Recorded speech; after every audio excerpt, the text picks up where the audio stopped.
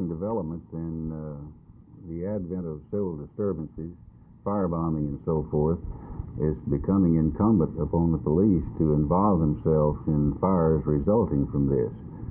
Therefore, I'm speaking to them about it to tell them what to look for and what is involved in the investigation of a fire. Now, is it harder to preserve evidence and look for evidence in an arson case than it is, say, in a murder or a theft case? Yes, it is. In the first place, evidence in an arson case is usually perishable to some extent. Further, the fire tends to destroy the very evidence that you're looking for.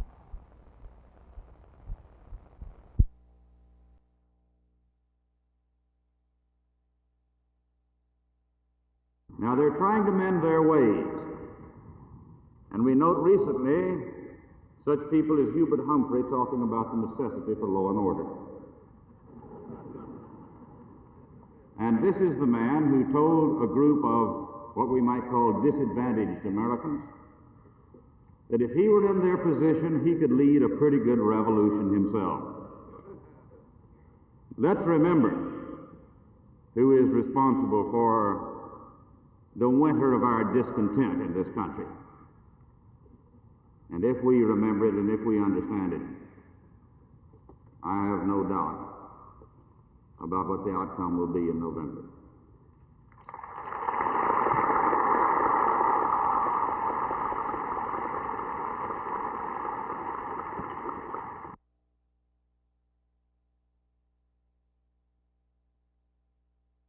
How do you feel about the strike itself? Well, I think it's justifiable myself. I think we need some more money to live on. And the way I see it, we're just behind. We need the money, the extra money. And you're going to stay out here till you get it? That's right. We'll stay here till we get it.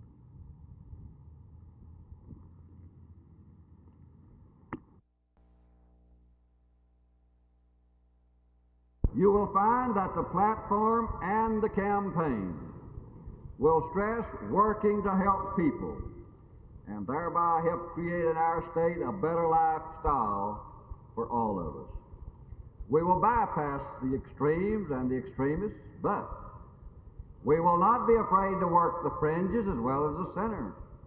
We will stand for, work, and speak for legislation that shows sensitivity as well as good sense. We will advocate and we will support legislation that calls for even-handed justice in maintaining conditions that will allow our society to function. We will work for a cleanup of pollution, both fiscal and moral, and we will work for realistic goals, honestly stated, rather than unrealistic promises full of wind and rhetoric.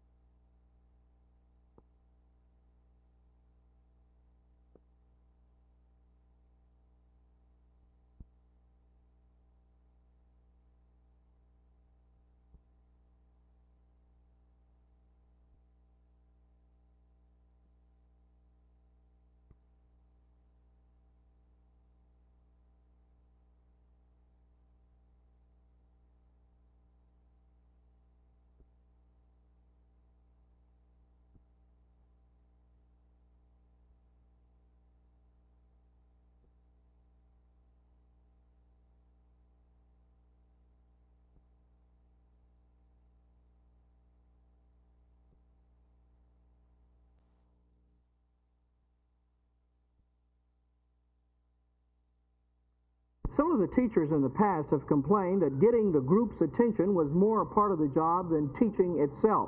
Not so in guaranteed performance classes. Students are attentive and they learn. The Association of Classroom Teachers of Dallas don't like the program. They say that it is hiring a machine to do a teacher's job. That's true, but there still are teachers in the room, and the students learn more and they learn it faster through individualized instruction. For Channel 8 News on the Move, this is Jess Brown.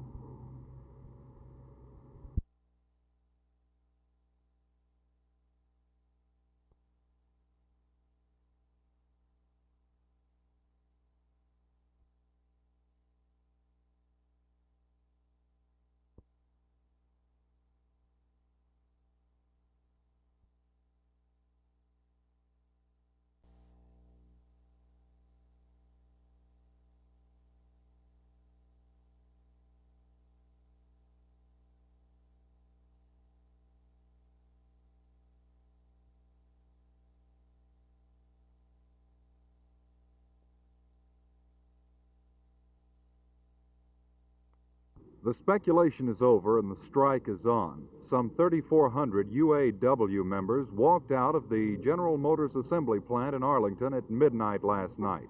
Union President James Thornell talked with newsman Art Sinclair about the strike. The executive board of our local union has joined the bargaining committee inside of the plant. They have begun to fan out in a pattern over the plant and tell the people to lay down their tools and walk off the jobs, that it is an authorized national strike. And I feel that the strike will be a peaceful walkout. I can foresee no difficulties. The strikers are preparing for the worst and hoping for the best. Those hopes aren't too substantial, however. The strike fund is only good for about 4 weeks. The strike may last up to 18 weeks. I talked with 2 on the picket line today. I'm sure it would hurt some of them pretty bad, say within 30 days. In other words, if it drags on longer than 30 days, everybody's going to be in pretty much of a bind.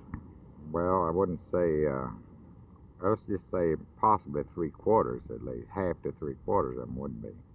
How's it going to affect you, Mr. Riddle? Well, I'm just like he is. Present-wise, I'm in pretty good shape, but it may hurt if it lasts over a month or 2.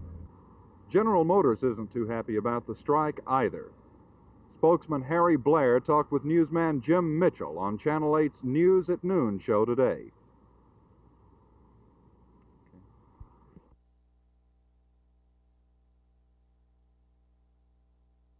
GM doesn't like it and UAW doesn't like it. But the strike at the General Motors assembly plant in Arlington is due to be a continuing story, maybe until February. Jay Lewis, Channel 8 News on the Move in Arlington. The 35 men attending this workshop will be instructed by FBI men from the crime laboratory in Washington, D.C. on how to properly fingerprint, what to look for, and other investigative procedures. Carl Mayo, Channel 8 News on the Move.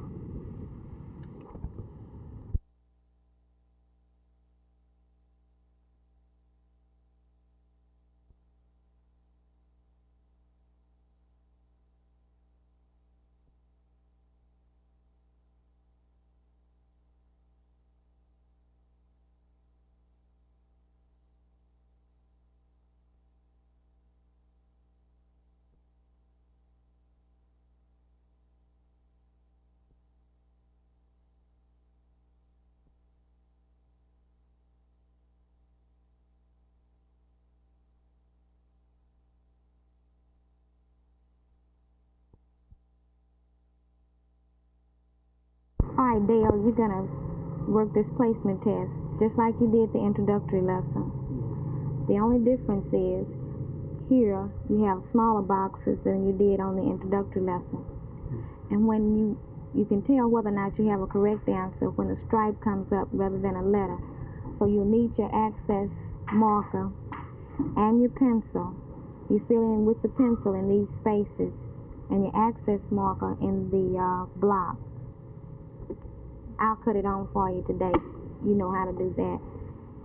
Be sure when you put your headset on to check the volume. We don't want you to have a hearing loss, okay? Put on your headset. I'll cut it on for you this time. Be sure to adjust the volume. 242. Use your pencil to write the numbers on the line. Now take your marker. I will give you 2 series of answers. One will be right and one will be wrong. Listen carefully.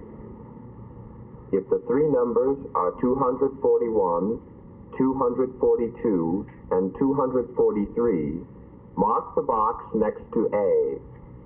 If the numbers are 240, 242, and 244, mark the box next to B. If you found X's, that means you should mark the other box to find the right numbers. Then press the button.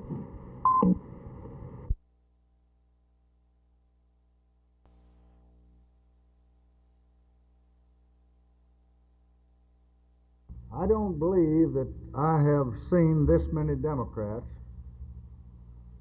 together since the end of my administration, when I asked if anybody wanted to ride back to Texas with me.